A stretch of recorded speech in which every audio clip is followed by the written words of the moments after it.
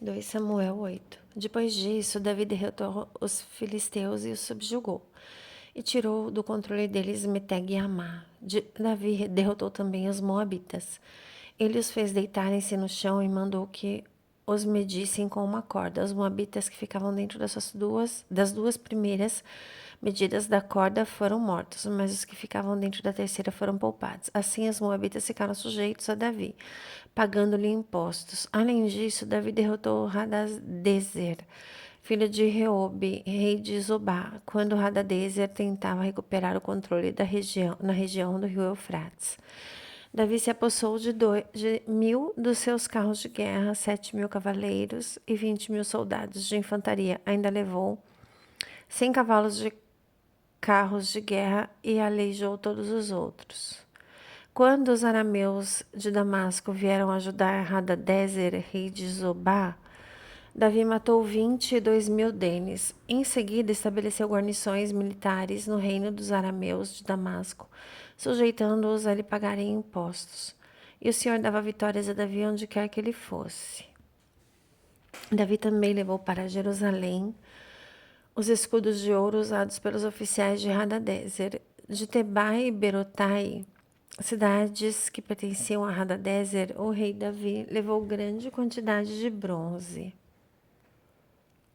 Quando Tou, rei de Amate, soube que Davi tinha derrotado todo o exército de Hadadezer, enviou seu filho Jorão ao rei Davi para saudá-lo e parabenizá-lo por sua vitória na batalha contra Hadadezer, que tinha estado em guerra com Tou. E, com Jorão, mandou todo tipo de utensílios de prata, de ouro e de bronze. O rei Davi consagrou esses utensílios ao Senhor, como fizera com a prata e com o ouro, tomados de todas as nações que havia subjugado. Edom e Moabe, os amonitas e os filisteus e Amaleque também consagrou os bens tomados de Hadadezer, filho de Reobe, rei de Zobá. Davi ficou ainda mais famoso ao retornar da batalha, em que matou 18.000 edomitas no Vale do Sal.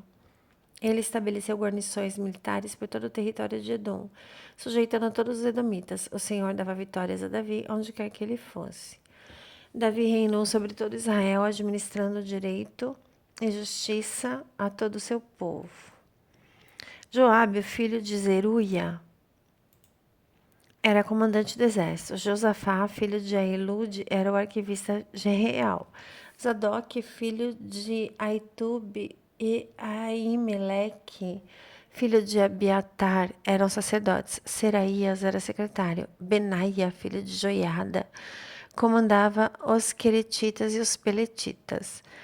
E os filhos de Davi eram sacerdotes. 2 Samuel 9. Certa ocasião, Davi perguntou: resta ainda alguém da família de Saul a quem eu possa mostrar lealdade por causa da minha amizade com Jonatas? Então chamaram Ziba, um dos servos de Saul, para apresentar-se a Davi. E o rei lhe perguntou: você é Ziba? Sou teu servo, respondeu ele. Perguntou-lhe Davi: resta ainda alguém da família de Saul a quem eu possa mostrar a lealdade de Deus? Respondeu Ziba: ainda há um filho de Jonatas aleijado dos pés. Onde está ele? Perguntou o rei. Ziba respondeu: na casa de Maquir, filho de Amiel, em Lodebar.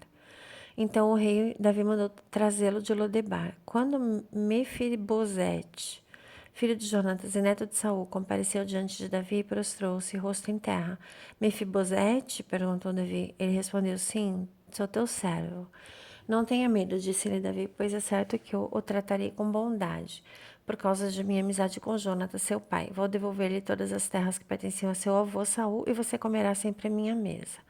Mefibosete prostrou-se e disse: quem é o teu servo para que eu te preocupes com um cão morto como eu? Então o rei convocou Ziba e disse-lhe: devolvi ao neto de Saul, seu senhor, tudo que pertencia a ele e à família dele.